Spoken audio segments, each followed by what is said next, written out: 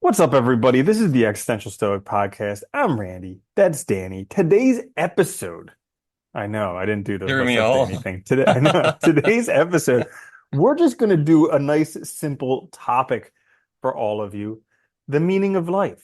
Yeah, What's we going can on, Danny? and we can fix it, solve it. Everyone will be better off for this after what, like a few minutes of listening, they'll know, and then they can go about their life. Yeah, because Having it shouldn't be purpose. too hard to mean- figure it out. Yeah. Isn't that funny that I was thinking about this actually. It's funny you brought that up because like I think about this actually more often than I probably should, I guess. But like it's funny that you look back at all these like wise people, sages and stuff that have left works that have still survived for thousands of years. We still pour over, we still look at. And it's like the same questions that they asked, we still are asking. Like it's amazing when you look at it. Like if you look at philosophy, like Plato asked most of the questions philosophers still ask now, and they're still unanswered. Because there is, it's like he has this great thing, I think it's in Euthyphro, where he says, he asks Euthyphro, like, what do the gods argue about? He's like, they don't argue about like, and I'm gonna make this more modern, but like, we wouldn't argue about like the weight of one of us or like the size of a table because we can just measure it, right? There's no argument necessary. It's a factual thing.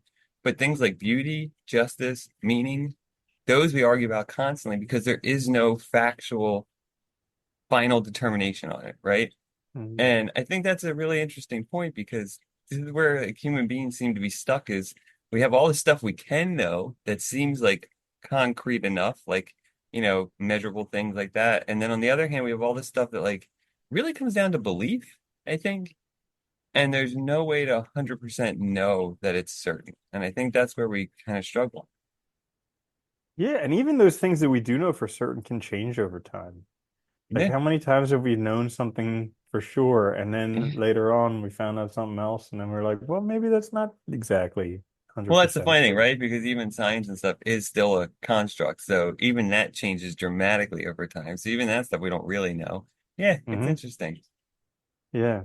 So that being said, let's figure out what the meaning of life is. Yeah, it's a hard one. Everybody struggles with this. Have you Yeah. found any way that because I'll say this, like I know, and I get, like I know Nietzsche seemed to like, he seemed to very much focus on achievements as being important in life, and I think Hmm. I do feel that sometimes, where I think a lot of times, like we do derive a lot of meaning in our lives from the work we do or the projects we take on, if they're important to us. And I think that's the key thing, like, especially if you come up with them on your own and they're like important to you, not just like because you have a job or something, right? Like, I think that Hmm. can be a very big way we find meaning. And you see that for a lot of people who like have causes that they're adamant about, right? That they are out there doing stuff for, like, you can see their life filled with this purpose that a lot of us maybe lack. And I think there is Hmm. that there. But you kind of have to consider, I think that the meaning of life is probably going to be different for most people. And Yeah. like, some people may think that achieving things is great. Other people might think that enjoying life is great. And it's very difficult to do both at the same time. Yeah. A a lot I of mean, times achievement comes at the expense of enjoyment, at least in the short term. Maybe more in the long term, you can enjoy it. But then I actually read something today. Oh, it was darn, I wish I had it here. But basically, it was this thing where it's this story about somebody who died, and they're like, the doctors say he died from smoking too much. But nobody ever says people died because, they didn't have enough human connection, or, they didn't have enough friends in life, or they just didn't think good of themselves, or, they were working a job they didn't enjoy their whole entire life. Nobody says anything like that. It's just like he had this one thing that he enjoyed, smoking cigarettes, and that's what killed him. that's And what it's like, killed him. Yeah. yeah, and it's like, that is an interesting way to look at it because you never know. You Well, just never it's know. on that note, not to get off topic, but during the pandemic, I remember reading a study they did because there was a big fear of loneliness being a problem during that because, all of a sudden everybody was cut off and a lot of people live alone in the US. So it's like you weren't able to get out stuff as easily.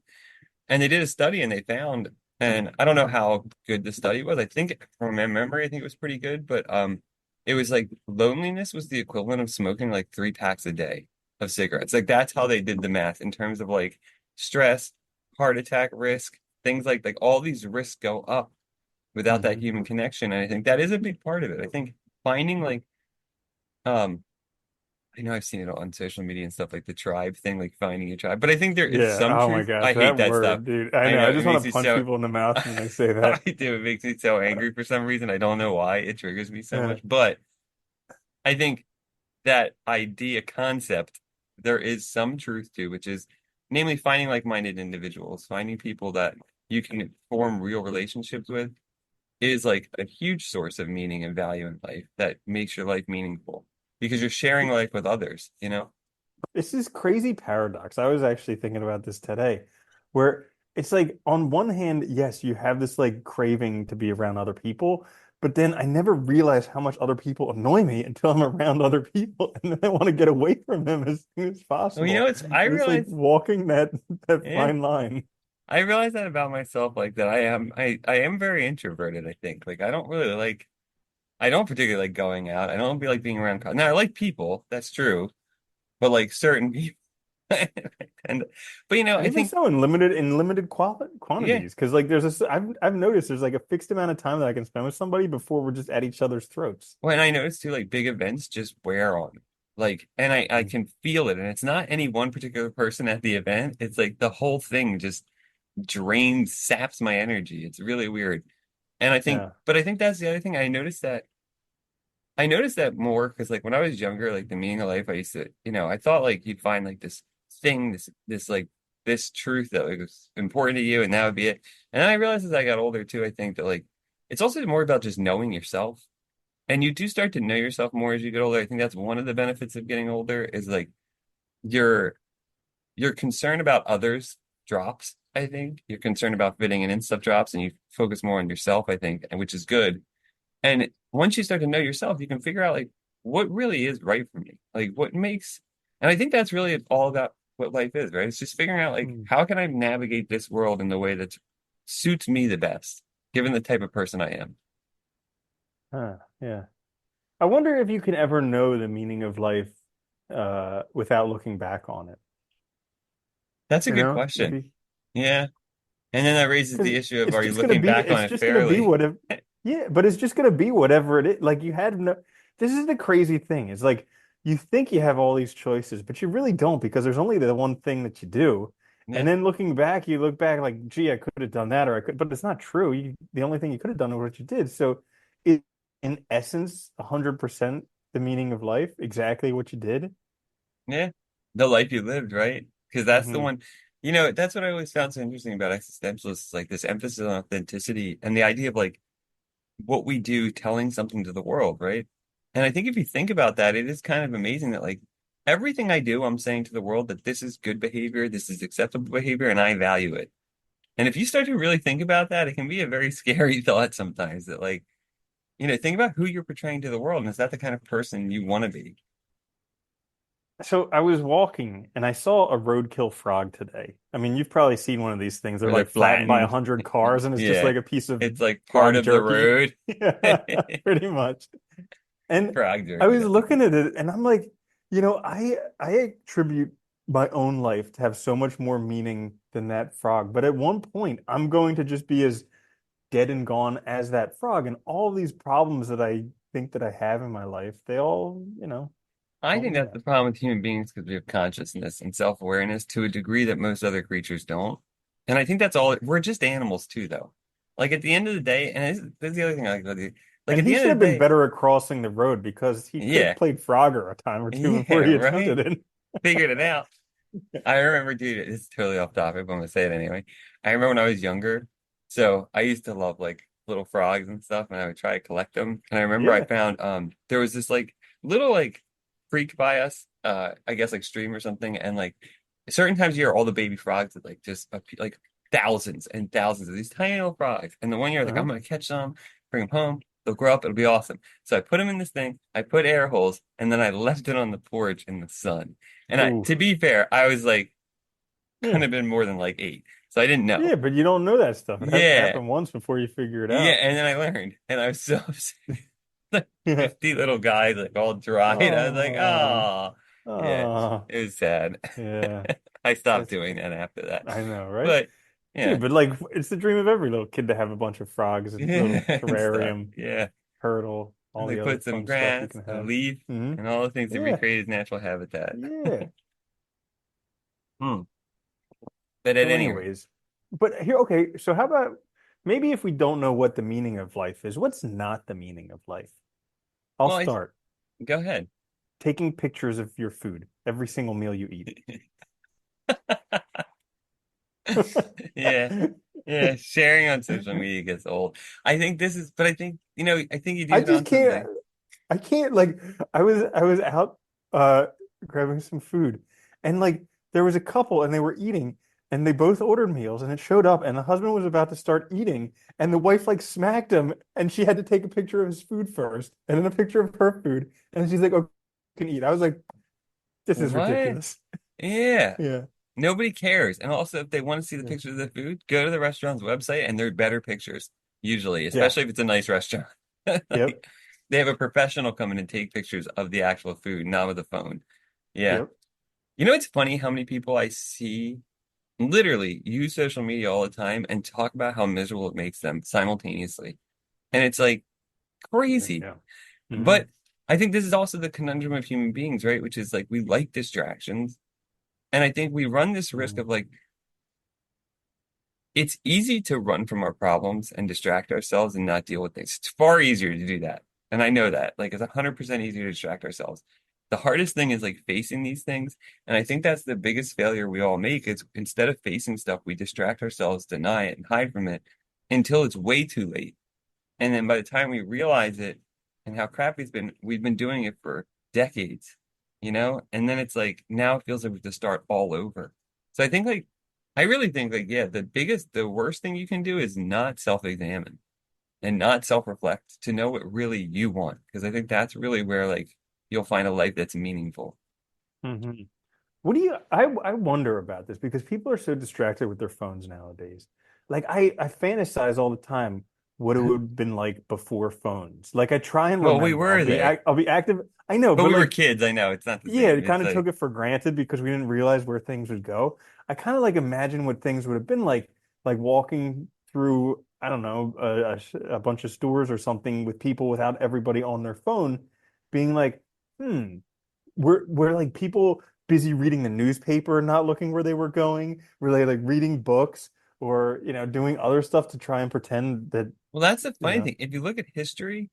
Like when the printing press came out, they said the same thing they said about the TV and the phone when it came out. It's kind of hmm. funny that you see like any kind of these advances in information sharing are scary. And I think Yeah, part of it is because we get information overload. Like I don't think we can handle that much, of like what's no. going on in the world around us. I'm not talking about like just learning, but I'm talking about, that it can be really hard to take in. And yeah, I remember being little and like my mom like trying to reach my dad at work and calling him and they'd be like, oh, he's not in this place right now. So like you just have to wait. Like there's nothing you can do. It's not like there's a phone you can call. Hmm. If Or it's an like leaving a emergency, message for somebody and yeah. just hoping they would get back to you I sometime. remember if it was emergency, people would be like have to go get them and stuff like that. But like generally speaking, I think it made us more aware of like what was a serious issue that Hmm. required like extra action versus like what's just a regular checkup or phone call or something. Yeah. Whereas now we treat There's everything as like the end of the world. And everything's emerged. But there's very, very few actual real emergencies. And well, then also like if there is a real emergency, most people can't do anything about it anyways. no. No. Yeah. Well, that's another good one, I think, is like trying to control things that are not in your control. I mean, we just talked about that recently, but I think that's an important one too. That can really mess you up with when it comes to having a meaningful life. It's funny when you think back to actually on like the past. Like I remember when I was in high school, like I think what everybody wanted then was like you wanted a fancy car, a big house, like all this stuff. And then as I got older, I was like, I don't actually want any of that. Yeah. And it's Yeah. funny like to like think about that too, like, how our view of what would be like the best life or good life changes so much over time. And I think so keeping that in mind because that's where that self-reflection I think is necessary to keep kind of coming back to. Do you think it's helpful to contemplate your own mortality or contemplate your own death in order to have a meaningful life? Oh, hell yeah. Absolutely. Hmm. I mean, because if you don't, you think you have forever. I mean, this is where I think this is where that denial and distraction gets really comes in, it's if we think about our death, there's this immediacy to our decisions now, right? Like there's Hmm. this awareness that we're not going to last forever. And it's hard to like, I think about that sometimes, right? Like, I'm 40 now.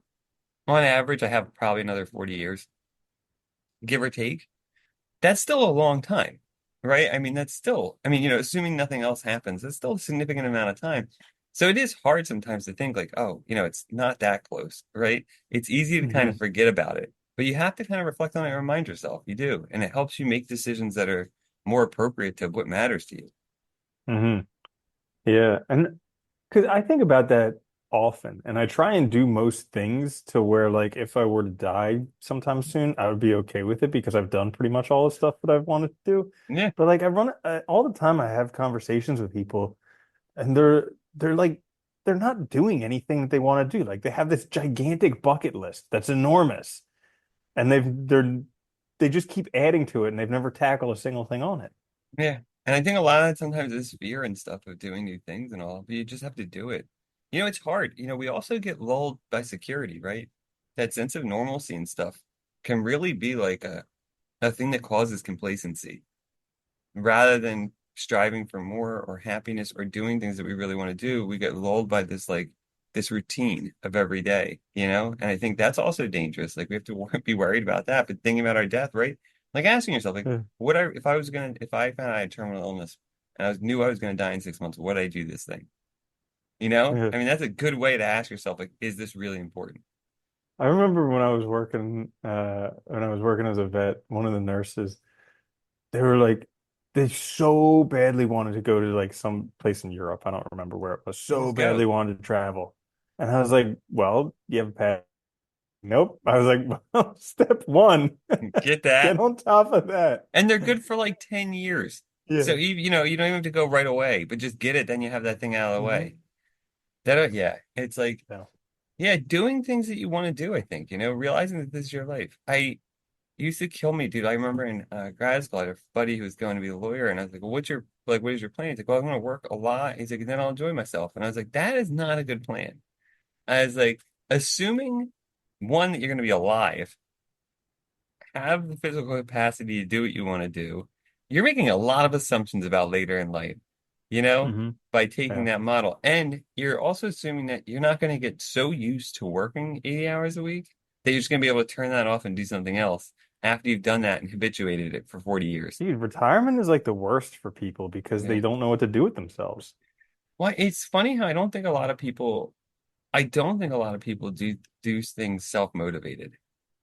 And it's a shame. I think more people should, like, start things, try projects, go out and just do stuff that you want to do. I think a lot of people are very passive about it, and it's a shame because I think, there is a whole world out there. Like you should see it. Yeah. Yeah. Yeah. So the meaning of life, I think we answered it. Probably. It's At least hard. at least we know what it's not. You Yeah, know, we you know can it's stop not. taking pictures of your food every It's single for meal. each of us. You really just wanted to bitch Nobody about cares. that. Nobody cares. I couldn't believe This it. is a I couldn't roundabout way believe to it. get to I that couldn't point. believe it. Yeah, I couldn't believe it. I was like, how can I bring this up? Let's do an episode on the meaning of life. Yeah, it is funny though Yeah. because people that kind of stuff just it I don't understand it, I guess, is really what it is. Like, I just don't understand the value you're getting out of There it. must be so much validation from people being like, I wow, guess, food. but But it's like you don't realize that the people who are saying that are just saying that to be polite. yeah, Like that's the thing. Like, yeah. I don't I don't know. know. I guess it feels like you have that validation, that little part of your world, right? Hmm. Yeah, don't seek Yeah. validation. Validate yourself. There you go. Mm. There There you you go. For go. me in life. So there you have it, the meaning of life. If you enjoyed this episode, there's more. We'll catch you guys later. This is the Existential Stoic Podcast. I'm Randy. That's Danny. I'll see you later, Danny. Later, Andy.